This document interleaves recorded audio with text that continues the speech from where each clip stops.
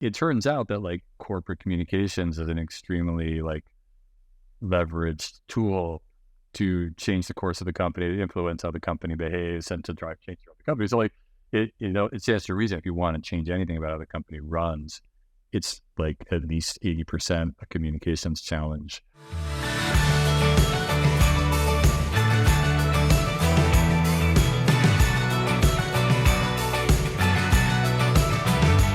Hey everyone. Today on Scaling Tech, I'm talking with Nick Rockwell. Hey Nick, how you doing? Good. How are you, Debbie? Good to see you. You too. We're talking with Nick about a really cool topic. Going from being a CTO to business operations. I'm going to talk about what that means. But first, a little bit about Nick. So Nick is currently the EVP of Strategy and Operations for Fastly, an edge cloud company. And Nick joined Fastly about 3 years ago to run the engineering team. And prior to that was a CTO at the New York Times. And prior to that, Nick has actually been a CTO for 22-ish plus years, similar roles in other media companies, including Condé Nast and Viacom. And so that is very relevant to this conversation because you have been a CTO for decades. 22, 23-ish years. And you've only recently, the past, several months made the change to the role of EVP of Strategy and Ops. And so being that you're relatively just starting on this journey, I really want to start with what have you learned so far? And then we'll dive in from there.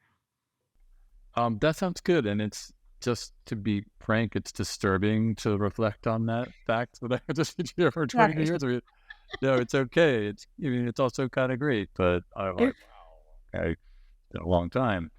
Which is actually part of what my motivation was. Honestly, I felt that parts of my career were starting to repeat themselves, and that actually was one of the reasons that I made another transition recently, which was from the media world straight into the high-tech world at Fastly, which is an infrastructure company, a very technical company, and so on. But regarding the transition to the operations role, I guess I expected it to be a big change, and I was looking for a big change, and I've nonetheless been surprised by how big a change it's actually been. And in some ways, it's almost like a change in identity. I myself spent so long in engineering organizations, it really becomes pretty deeply ingrained in how you think, and thinking from that position in the company, and spending, as we all do, so much time on shaping the engineering culture and thinking about the engineering identity in the context of a given company. It's been a bigger shift for me to be wait, I can't think that way anymore. I have to totally reorient myself.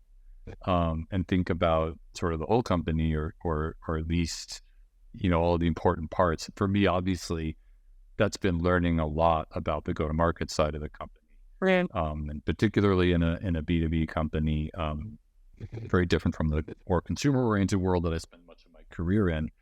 That's just been straight up learning, how does this actually work? What is everybody talking about? What do these words mean? And so on. But it's also been just that reorientation of stepping out of what, in retrospect, I more and more think of as a silo that I was in and didn't even really see as much, into a very different perspective. So that's been the number one thing I would say. It's as you're saying that, it's really resonating for me personally because you made this shift inside Fastly, which I think that's, to me, a very fascinating reflection that you're making. It's not that you also changed teams. I mean, right? You are working with different folks in a different way now, but you did it with inside the organization. And I, in my career, I have had many different roles inside the same company, and it is sometimes shocking how the lens, the job changes what you see, what you need to know, how you same company, same people, same situation, and suddenly it looks really different. Yeah. So that's that's really interesting that you started with that, because I almost had a little chest tightening because I've been oh no. and so I don't want to stress you out.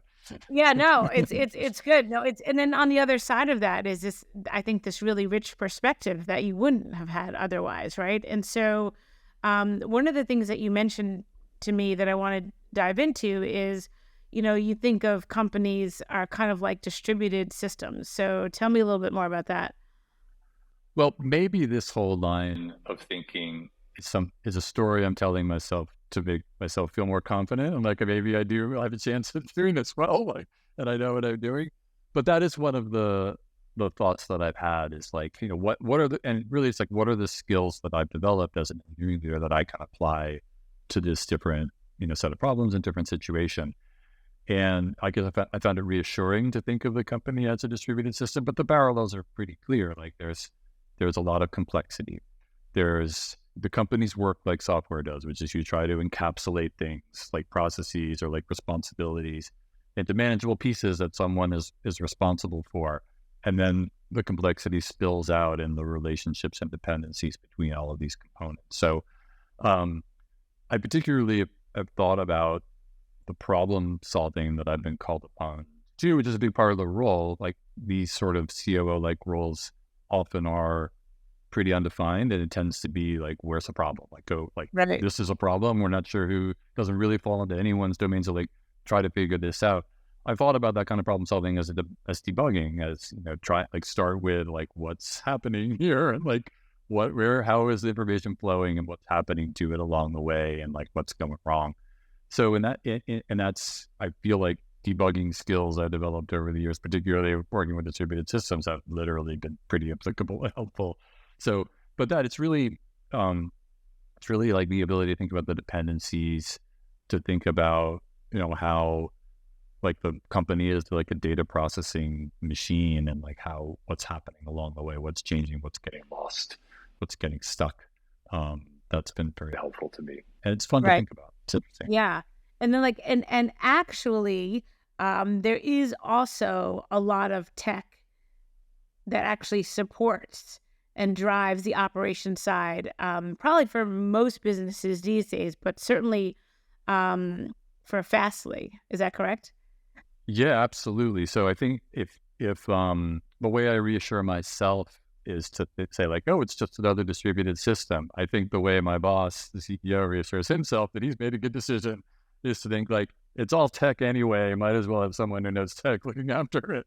So, but it's very true. I mean, these days it's sort of obvious, but it's sort of surprising how a lot of companies don't recognize more how much every process is like manifested in a system or a set of systems. And it's really difficult to separate the way a company runs from the systems that that are actually implementing all of that process. And I guess a company like Fastly stands out a little bit in that.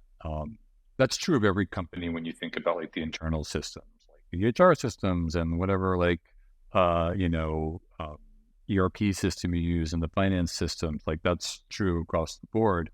For a company like Fastly, it's also very true of the core business and how we grow and how we go to market, because it's such an operationally intense business. So much of the value we create is out of the network and the nuances of how the network is behaving under different conditions, and the data that's like being emitted off the network is like almost synonymous with our core operational business data. So it's especially true of Fastly, but I think it is true at really any modern company. Right. Now, how about the human side of things, like communications and team cadence? Like, what is your job to be done with these parts of the business now, and how do you make sure that those things are tended to? Yeah, that's been I guess a surprise for me too. And these roles tend again to be like underdetermined and underdefined.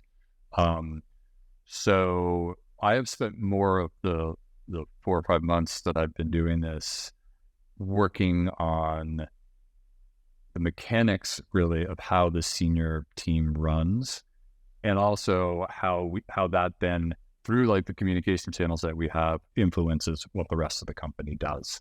I spent more time on that than I expected to, but as I've thought about it and I've gotten into it, it makes a ton of sense. And it's not surprising as I learn and understand a little bit more about how the company really works.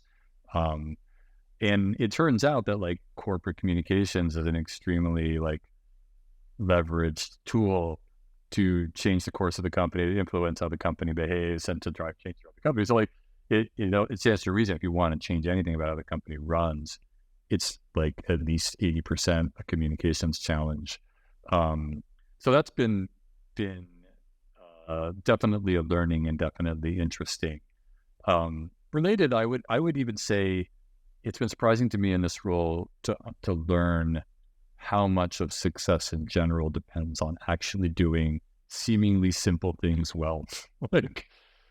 like when the senior team gets together, like do we know what we're doing? Like, do we have an agenda? Do we know what problems we're trying to solve? Have we prioritized effectively amongst the like 50 billion things we could spend our time on?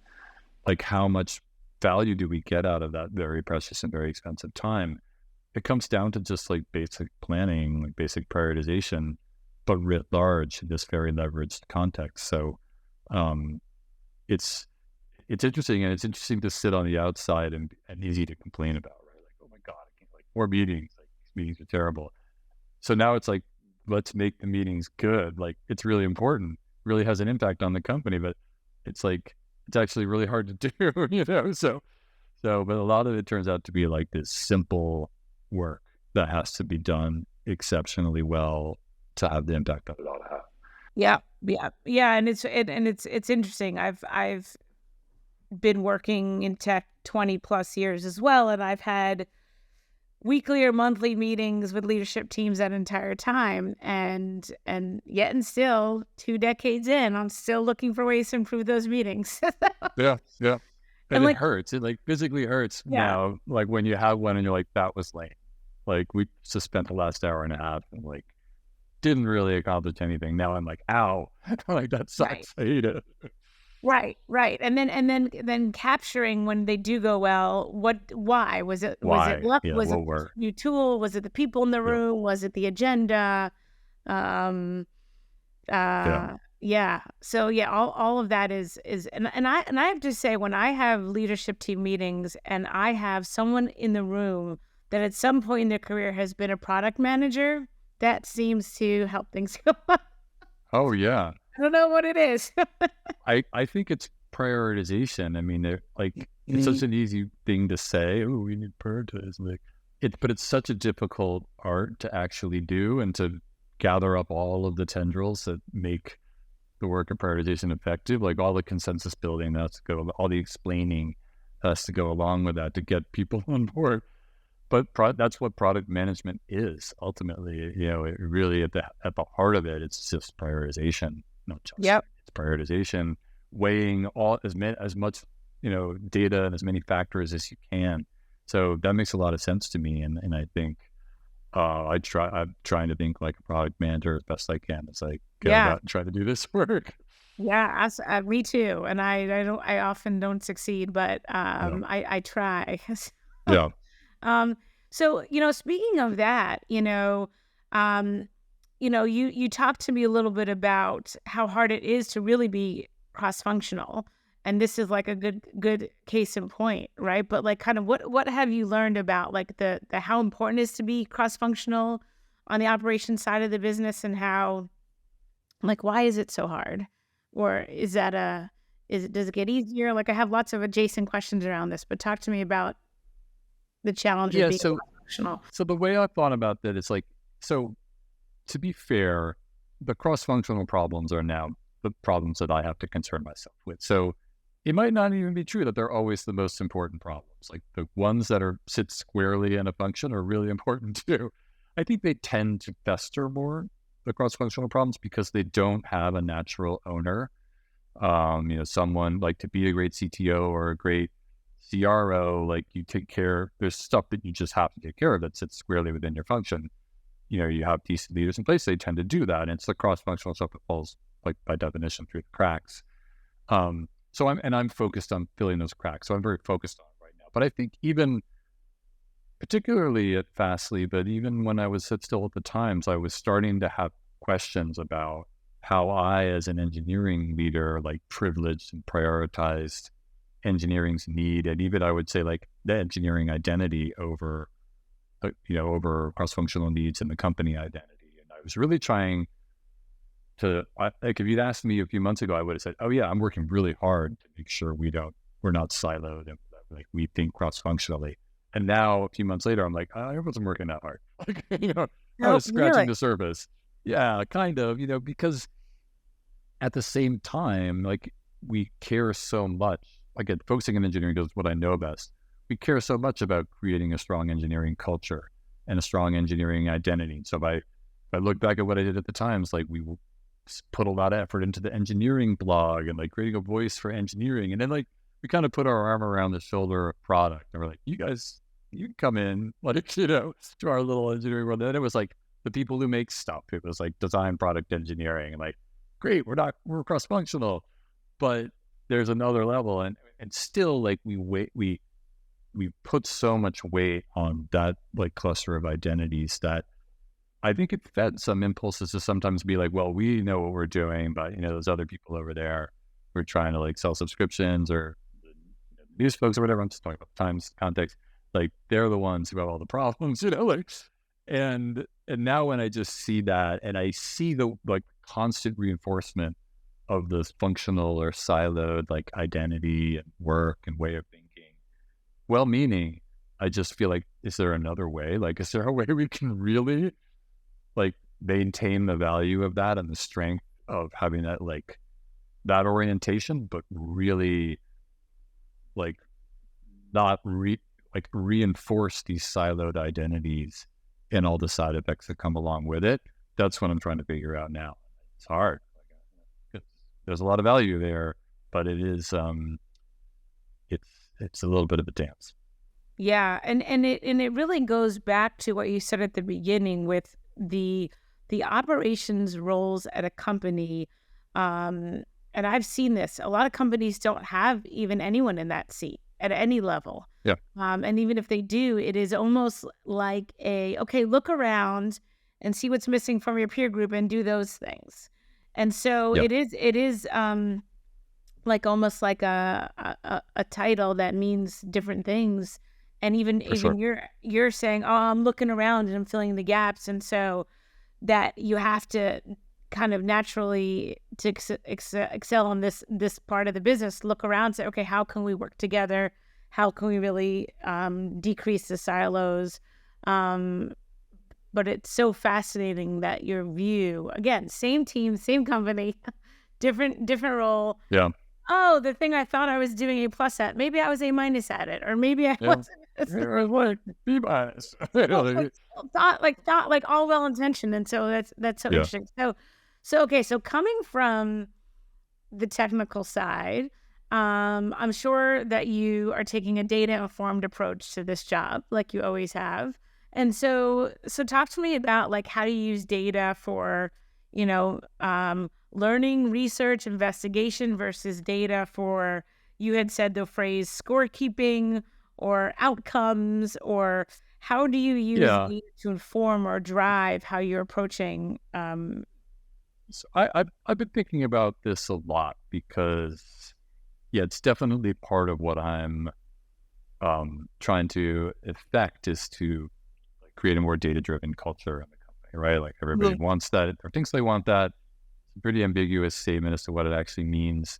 But one of the things that I've sort of rooted in is an observation that I had prior, actually, which is, data is often used to keep score very explicitly. So like when we set KPIs and we set targets and you're expected to hit them in revenue organizations, it's very, the whole quota system is a scorekeeping system that, hinges around, around the data flowing through the whole go-to-market process. And I would say this is one of those cases where I had a little bit of a siloed perspective too, where from the engineering side, I was like, that's a problem. Like when I try to do that in engineering, it's a problem. So productivity metrics being a classic example, as a software leader, I don't believe in productivity metrics because there's so many ways they can go wrong. And they're like a false way to keep score. So I sort of projected that attitude. I was like, that's the wrong way to use data. The right way is to use it to investigate and to learn. And like, that's as engineers, we instrument systems so that we get data so we can figure out like what the internal state of this complicated system is. So that's how we use data. I've come to feel that both are important, that we actually need to be multimodal. We need to be willing to, to approximate using data as a scorekeeping tool, because we actually have to keep score. We have to understand our progress. We have to keep ourselves honest. We have to create some real visibility around our ability to progress against our goals. But we also need to be able to set that aside and to use data to investigate problems and be open to answers that might not help our cause if we're concerned with scorekeeping, right? So we have to be open to like unpleasant truths and learning things we don't necessarily want to learn or that upset the apple cart when we're trying to be like goal oriented. So we really have to do both and be multimodal in the way that we approach data. And that's something I'm immersed in right now, is trying to figure out how to do that effectively while keeping one view of the world where the data means the same thing to everybody. But we're able to look at it in different ways, to ask different kinds of questions of it. Does that have to be different people looking at the same data in different ways? Can it be the same people? I don't know. Right now I'm kind of feeling like it's different people. But we need to be able to speak the same language. We need to be able to come together and compare findings and change how we look at the data. But we just certainly have to do both. And that's been interesting for me to learn about. Yeah, no, and at Stride, we, and again, this is, a large part thanks to all of our product managers, but we have shifted from using the words data-driven to now using data-informed. And so I think that small shift is like, we still are driven a lot by the data, but we are balancing those aspects of it. And I think for me, one of the interesting ways that I've used data to drive different types of decision making is when someone says the word sum. Okay, show me where are you getting that word sum from? Because is it 2? Is it 100? Is it the anecdotal words, the words that like scream anecdote. What does that mean? Is that real? Is that word sum? Like, so I'm trying to stomp out the word sum. Like, show it to me. Yeah. Like, or elaborate, or tell the whole story. I mean, something that you just said reminded me that like leaning on the crutch of supposedly being data driven can also be a way to avoid making difficult decisions when you don't have enough data or don't have all the data you'd like to have. It can be a resistance or a defense as well. Like, hey, the data is ambiguous, so let's not do anything. Right. I think like clarity around when you're doing analysis and when you're doing storytelling is important. Like both are valuable. We can learn stuff from stories that we don't qualify as data. Right. And we can learn things from real analysis that don't show up in the stories. But let's be clear about which we're doing. And let's use the right words and let's define the words in both cases. Similarly, like sometimes we'll make decisions based on judgment. And I don't think it's only like whatever the cliche is about like, bring me the data, and if there's no data, then I, the CEO, that I'll make the decision. Like it's not only in that case. Like sometimes all throughout the hierarchy, we have to make judgment-based calls. But let's be clear about it. Let's be clear about what data we do have and what we don't have, and when we have to make a judgment call, let's do it with like intention and alacrity. But let's do it also full awareness of what we're doing. Yeah, absolutely agree. So all of this conversation has been centered around your experience in this very meaningful shift. And I want to end with most people that listen to Scaling Tech are on the tech side of the house, right? Whether it's CTO, VPN, Chief Product Officer, Product Manager.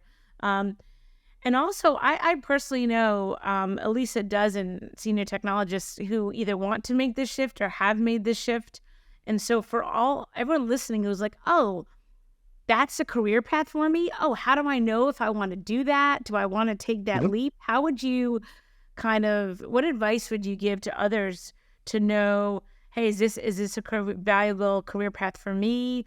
Or even like, how do I work more closely with my peers on the operations side? Either one, because I think it is a path less traveled for many, but it is a valuable opportunity for some.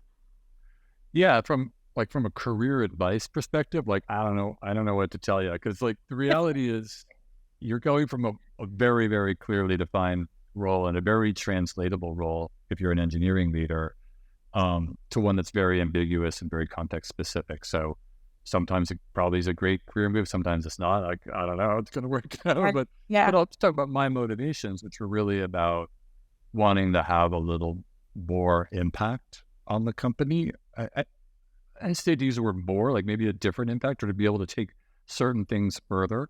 And then also to have an opportunity to learn, to keep learning and learn some different things. So if those are your motivations, then I would absolutely heartily recommend the change. And like I said, after 20,000 years or whatever it was of being an engineering leader, it's been really great to have such a sort of paradigm shift, and it's been really challenging, but really great. But I also think that coming from an engineering background, you bring skills that can really have an impact on your business. And that can be true whether you fully move into a different role, or as you said, you just partner with whoever is in the operations role, or if no one is, with the CEO or other members of the senior team. So like bring your skills to bear. And it is those like debugging skills and that ability to like break down and think about complex systems. And it is that ability to think about data in a nuanced way. I think you can bring those skills to bear. So I would absolutely encourage anyone in an engineering leader role to like embrace the broader operations of the business, partner, like offer your skills, offer your help, because you can bring a lot to that table. Yeah. And you'll learn a lot about what you're doing and how it fits and interacts with other parts of the business that'll help you even do the engineering role better, I think.